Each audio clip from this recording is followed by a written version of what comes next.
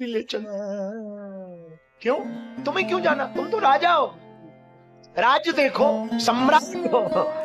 पीपाजी महाराज कहते हैं देख लिया राज्य, बन लिए हम सम्राट, सब देख लिया, सब पा लिया। पीपाजी कहते हैं हमको तो आपके शरण चाहिए। गुरुजी ने कहा ठीक है चलो। राजा वैरागी बना तो 20 रानियां बैरागी बनने लगी।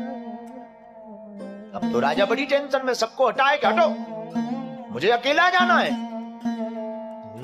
तो राजा ने एक तरकीब निकाली कि जिनको भी हमारे साथ चलना हो उनको ये वस्त्र, राजसी वस्त्र त्यागने पड़ेंगे, वलकल वस्त्र धारण करने पड़ेंगे, एक कौन रानियों को त्यागने पड़ेंगे तो चल सकती हैं। तो 19 रानियां तो पीछे हो गई, क्योंकि ये आप ये मत मानना कि जो तुम्हारे साथ बैठे हैं वो तुम्हारे भजन में भी तुम्हारा साथ दे, ये गारंटी से समझना।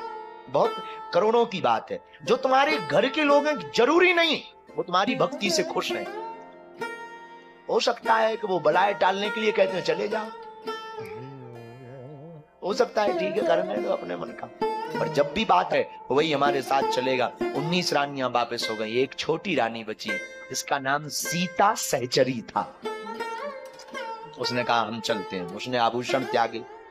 राजा ने खूब रोका पर गुरु आज्ञा लगी, ले गए। कई दिनों तक संतों के दर्शन करते रहे। द्वारका रामानंदाचार्य जी गए तो द्वारका उनके साथ गए। वहां एक घटना घटी। गुरुजी ने कहा कि चलो द्वारका से आगे चलते हैं। तो पीपाजी ने कहा महाराज कुछ दिन यहीं रह लेना। समुद्र के अंदर, द्वारकापुरी में सुना समुद्र के अंदर एक दिव्य द्वारका है। तो पत्नी को कहा कि देखना है। सीता सहचरी ने कहा हाँ देखना है। तो दोनों ने बाहें पकड़ी और समुद्र में छलांग मार दी कि अब दिव्य द्वारका देखनी। और डूब गए। भक्त माली की कथा महाराज, डूब गए। जब डूबते डूबते मरने की नौबत आ गई कि समुद्र में दिव्य द्वारका है, वो अगर इसे नहीं दिखी, मर गया तो गुरु की वाणी गलत हो जाएगी।